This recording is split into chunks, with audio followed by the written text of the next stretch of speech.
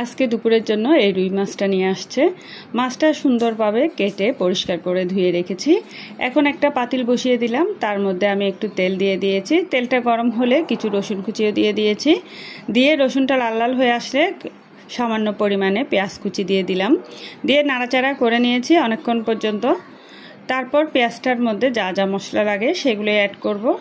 প্রথমে আমি এখানে সামান্য পরিমাণে স্বাদ মতো লবণ, 2 চামচের মতো মরিচ গুঁড়া, হাফ চামচ হলুদ গুঁড়া দিয়ে একটু নাড়াচাড়া করব। আর 1 চামচ মাছের মশলাটা দিয়ে দিয়েছি। দিয়ে বেশ কিছুক্ষণ নাড়াচাড়া করে পানিটা দিয়ে একটু কষিয়ে নিয়েছি। সামান্য আদা রসুন বাটাও দিয়ে দিলাম। কয়েকটা কাঁচামরিচ ফালি করে দিয়ে দিয়েছি। দিয়ে নাড়াচাড়া করে মশলাটা কষালাম। এরপর এখানে মাছগুলো ধুয়ে রেখেছি, সেই মাছটা দিয়ে দিচ্ছি। সব মাছ দিয়ে নেই, অল্প কয়েক পিস মাছ আমি কেটে তারপর দিয়ে দিলাম। এরপর মাছটা কষানো হলে ভালোভাবে নাড়াচাড়া করে এই পিঠটা উল্টিয়ে তারপর কয়েকটা আমি পটল কেটে রেখেছি, পটলটা দিয়ে বেশ কিছুক্ষণ কষাবো মাছটা এক সাইডে রেখে।